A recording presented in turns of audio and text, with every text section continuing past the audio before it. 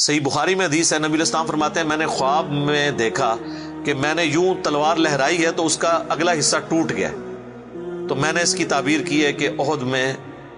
ہمیں تکلیف پہنچے گی، اور پھر میں نے دوبارہ تلوار لہرائی تو وہ اپنی اصلی حالت میں واپس آ گئی، تو اس کی تعبیر میں نے کی ہے کہ اس تکلیف کے بعد پھر اللہ تعالیٰ ہمیں راحت دے دے گا۔ ظاہر ہے کہ پھر الٹیمیٹلی شکست جو ہے وہ فتح شکست میں بدلی، اور پھر شکست سے دوبارہ سے سروائیول تو کم از کم ہوگی، اگرچہ کئی انصاری اصحاب جو ہیں وہ شہید ہوئے، مدینے کا کوئی گھر نہیں بچا تھا جس میں میت نہ ہو، ایک غم کا عالم تو تھا۔ مہاجرین میں سے بھی حضرت حمزہ بن عبد المطلب،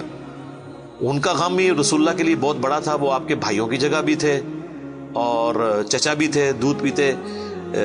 رضاعت کا رشتہ بھی تھا ان سے، بھائی والا بھی، آرمی چیف بھی تھے، بدر میں بھی، احد کے اندر بھی، تو حضور کے لیے وہ بھی غم بہت تھا۔ حضرت حمزہ بن عبد المطلب کا غم اتنا بڑا غم تھا کہ صحیح بخاری میں ایک پورا چیپٹر ہے غزوہ احد کے چیپٹر کے اندر نا، اس کا عنوان ہی ہے حضرت حمزہ بن عبد المطلب کی شہادت، اور اس میں وہ لمبی حدیث ہے وحشی کے بارے میں۔ دو تابعین جو ہے وہ وحشی کو ملنے کے لیے جاتے ہیں، وہ شام میں شفٹ ہو چکے ہوتے ہیں، اور ان سے جا کے حضرت حمزہ کا قتل کے بارے میں پوچھتے ہیں، تو وحشی بتاتے ہیں کہ جی میری یعنی ڈیوٹی لگائی گئی تھی جبیر بن مطعم کی طرف سے۔ خیر وہ جبیر بن مطعم بعد میں وہ بھی مسلمان ہو گئے، وہ بھی صحابی ہیں، اور ہند جو بیوی تھی ابو سفیان کی، اس نے اپنے باپ کا بھائیوں کا بدلہ لینا تھا، تو وہ کہتے ہیں میں ایک پتھر کے پیچھے چھپ گیا اور میں انتظار میں رہا کہ میں موقع ملتے ہی سامنے آ کے وہ نہیں لڑا، اس نے چھپ کے جو ہے نا وہ نیزے کا وار کیا، اور وہ کہتے ہیں ناف والی جگہ پہ میں نے نیزہ مارا اور وہ آر پار ہو گیا، اس کی وجہ سے حضرت حمزہ کی ڈیتھ ہو گئی۔ اور پھر کہتے ہیں میں جب مسلمانوں کو اللہ نے غلبہ دیا تو میں مکہ بھی چھوڑ کے، یعنی فتح مکہ کے بعد طائف چلا گیا، طائف میں نے سکونت اختیار کر لی، تو بالآخر طائف میں بھی اسلام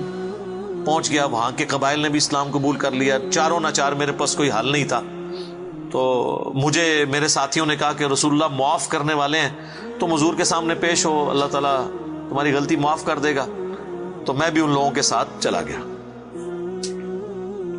اب وہ نبی علیہ السلام کے سامنے پیش ہوئے، صحیح بخاری کے الفاظ ہیں کہ نبی علیہ السلام نے پوچھا واشی کا یا رسول اللہ واشی ہوں، قاتل حمزہ کا یا رسول اللہ۔ آپ امیجن کریں، آپ فرمایا کہ واشی تیرا جو یہ عذر ہے میں اس اعتبار سے اسلام قبول کرتا ہوں، لیکن کیا تم یہ کر سکتے ہو کہ مجھے اپنی شکل دوبارہ نہیں دکھانی؟ اچھا یہ حضور کا ہی حوصلہ تھا، ادروائز تو اس کا گاٹا اترنا چاہیے تھا، ٹھیک ہے، کیونکہ اب جب کہ غلبہ اسلام کا ہو گیا اس کے بعد اسلام قبول کرنا، لیکن حضور کی شفقت تھی۔ لوگ اگلے جملے کو تو دیکھتے ہیں کہ حضور نے کہا مجھے شکل نہیں دکھانی، اور وہ یعنی سمجھتے ہیں کہ شاید حضور نے سختی کی ہے یا ایک فنیٹک اپروچ ہے، ایسا نہیں ہے۔ آپ دیکھیں کسی کی جان بخشی ہو گئی ہے، یہ چھوٹی بات ہے۔ تو اس پہ میں اکثر جملہ بولا کرتا ہوں کہ چچا سے زیادہ انسان کو اپنی اولاد سے محبت ہوتی ہے۔ قاتلین حسین جو ہیں، قاتلین حسن ہیں، ان کے ساتھ قیامت کے دن رسول اللہ کا کیا ایٹیچیوڈ ہوگا ایز کمپیئر ٹو قاتلین حمزہ ابن عبد المطلب۔ کوئی شخص دنیا میں کہہ سکتا ہے کہ جی مجھے اپنے چچا سے اپنی اولاد سے بھی بڑھ کے محبت ہے، تو اس کا تو ذہنی توازن بگڑا ہو تو لادہ بات ہے، یہ جھوٹ بول رہا ہوگا۔ تو یہ کربلا جو ہے یہ کوئی چھوٹی چیز نہیں میرے بھائیوں، اور اس سے یہ بھی پتا چلا کہ غم کبھی بھی ہلکا نہیں ہوتا۔ فتح مکہ کے بھی بعد کی یہ بات ہے، یعنی حضرت حمزہ کی شہادت کو کم از کم 5 سال تو گزر چکے تھے۔ 3 ہجری میں غزوہ احد ہوئی ہے اور 8 ہجری میں فتح مکہ، اس کے بھی بعد کا واقعہ ہے، یہ 8 کا بھی ہو سکتا ہے 9 کا بھی، چلو کم از کم بھی 5 سال۔ کسی نے حضور کو مشورہ نہیں دیا کہ سوگ تو 3 دن تک ہوتا ہے، لیکن یہ سوگ حمزہ نہیں تھا، یہ غم حمزہ تھا۔ ہم اختلاف کرتے ہیں سوگ حسین سے، غم حسین تو قیامت تک جاری رہے گا، جس میں یہ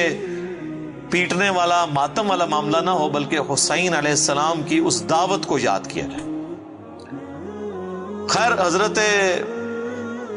وحشی کہتے ہیں، ظاہر ہم تو ان کا احترام سے نام لیں گے، صحابی تو ہیں، وہ کہتے ہیں کہ مجھے پوری زندگی اس بات کا غم تھا اور میں اللہ سے دعا کرتا تھا کہ اللہ مجھ سے نہ کوئی بڑا کام کروانا ہے۔ تو بخاری کے الفاظ ہیں، وہ کہتے ہیں جب مسیلمہ کذاب نے دعوی نبوت کیا تو میں نے اللہ سے دعا مانگی کہ اللہ میں نے اسلام کے سب سے بہترین شخص کو قتل کیا تھا، یعنی حمزہ کو، اس میں کوئی شک نہیں ہے، میرا تو اجتہاد ہے، اگر حضور کی وفات کے وقت حضرت حمزہ زندہ ہوتے نا تو پہلا خلیفہ حضرت حمزہ نے بننا تھا، کیونکہ خلفائے راشدین جب موجود تھے، جب تک خلیفہ راشد نہیں وہ بنے تھے ابو بکر، عمر، عثمان و علی، ان کی موجودگی میں بھی حضور نے اپنا آرمی چیف حضرت حمزہ کو بنایا ہوا تھا۔ بدر میں حضرت ابو بکر، عمر، عثمان و علی میں سے تو کوئی نہیں تھا حضور کی طرف سے آرمی چیف، یا حضور ظاہر ہے حضور علیہ السلام کو تو میدان جنگ میں وہ نہیں آنے دیتے تھے، خیمہ پیچھے لگاتے تھے۔ احد میں تو چونکہ کافر آپ کے خیمے تک پہنچ گئے نا، اس لیے پھر آپ کو فرنٹ سے لیڈ کرنا پڑا، ادروائز بدر و احد میں آپ خود آگے جا کے نہیں لڑے۔ اور حنین کے موقع پر بھی 12,000 کا لشکر تھا اور صرف 80 بندے رہ گئے تھے، صحیح بخاری میں آتا ہے 12,000 میں سے، اور حضور اکیلے آگے جا رہے ہیں۔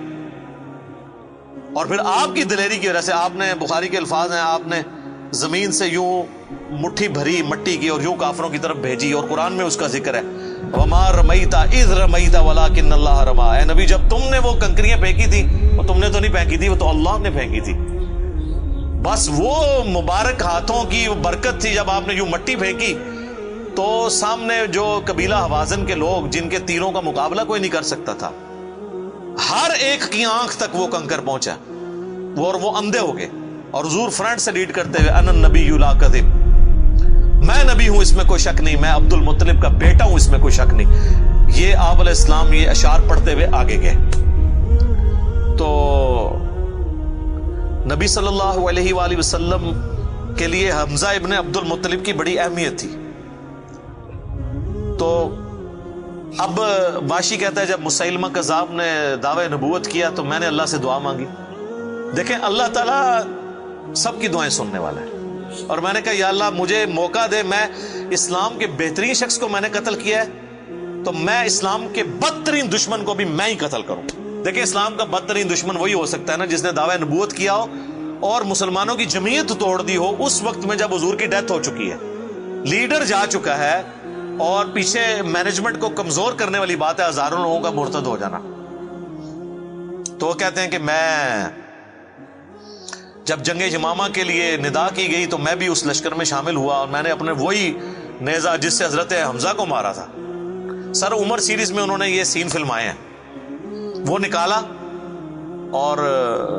اللہ سے مانگا، اور کہتے ہیں میں نے دیکھا کہ وہ گھنگریالے بالوں والا جو ہے وہ اونٹ کی رنگت کا اس کا جسم وہ دیوار کے ساتھ ٹیک لگائے ہوئے کھڑا ہے۔ تو میں نے پوچھا کہ وہ مسیلمہ کذاب کون سا ہے، تو انہوں نے بتایا یہ ہے۔ انہوں نے دور سے اس کو مارا، ان کا نشانہ تو بڑا زبردست تھا، تو وہ مارا گیا اور گر پڑا زمین کے اوپر اس نیزے کے وار سے۔ پھر ایک انصاری صحابی نے آگے بڑھ کے اس کی گردن کاٹ دی۔ تو پھر وہ کہتے تھے کہ مجھے اللہ سے امید ہے کہ اللہ تعالیٰ اس نیکی کی برکت سے میری وہ غلطی معاف کر دے گا۔ ٹھیک ہے، ویسے تو اسلام لانے کی غلطی معاف کر دیتا ہے، صحیح مسلم میں حدیث ہے کہ ایمان لانا پچھلے کے گناہوں کو معاف کر دیتا ہے، لیکن سر کچھ گناہ بہت بڑے لیول کے ہوتے ہیں، اس کے لیے بہت بڑے لیول کی نیکی چاہیے ہوتی ہے اس کی کمپنسیشن کے لیے، چونکہ حضور بھی تو اس اعتبار سے تو حضرت واشی حضور کے سامنے نہیں آتے تھے نا۔